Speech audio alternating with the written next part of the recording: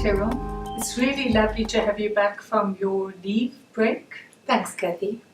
Did you have any experiences, perhaps while you were overseas, that may help us in attracting customers? I think traveling always gives you that kind of feeling of good and bad service when you're traveling, the airports being usually the big challenge around traveling. But the retailers in America really do seem to have got it right, certainly the ones that I went to. They say traveling broadens the mind. So, not to mention the rest of you. What in particular do you think that we could learn? I think what they do when you go into, and let's look at retail, which is different from our type of business, but the retailers certainly, when you walk in, the staff there notice you. So they make you feel as if they wanted you to come into their store. So they might pay you a compliment. They might do something that makes you feel a little bit special about yourself. But they're observant of you.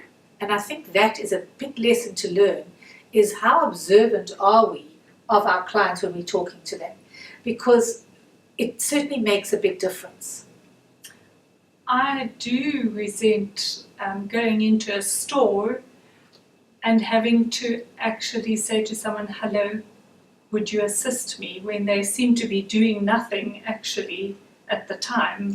I think that's very important. So when you are in that trying to gain a new client, and let's face it today, I think comparative shopping is not about going from one store to the next store anymore. It's about, I checked things online before I went overseas because there were a few things that I was planning to buy here, and I thought, well, I'm going on holiday, would it make more sense to buy them overseas? So before I even walked into those stores, I had a pretty good idea about what sort of pricing looked like.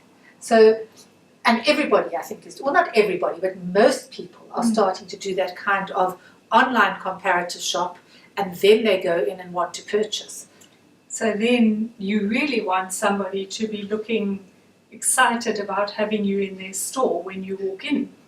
That, I think, is the critical point. And that's why, as I said earlier, observing the people who walk in and talking to them in a way that makes them realize that you're important to them immediately has an impact. And I think we can relate that back to our kind of business, so to the non-retail, to companies that are business to business. Do the people that are working with you feel that you know them? I think that's important, and also we do get people popping in to see us.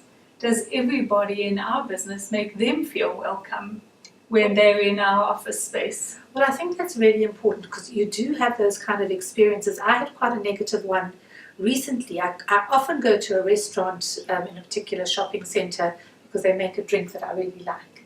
And I went in there, and when I go there, the person who seats you has always made me feel very special. I bumped into her in the same centre in another area earlier in the day, and she ignored me, even though I greeted her.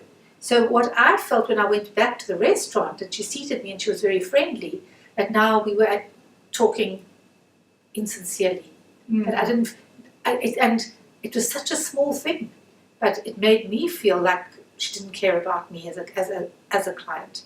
So it is important that everybody realizes that you've got to carry it through from when they arrive to when they leave. And it's important for everybody.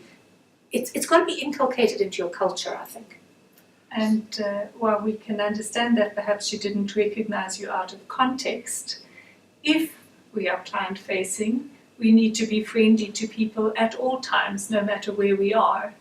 It's really important. I think the major lesson for me is that you can always sell something to somebody once. That's for sure. But it's when people want to come back again, post-sales becomes pre-sales for the next deal.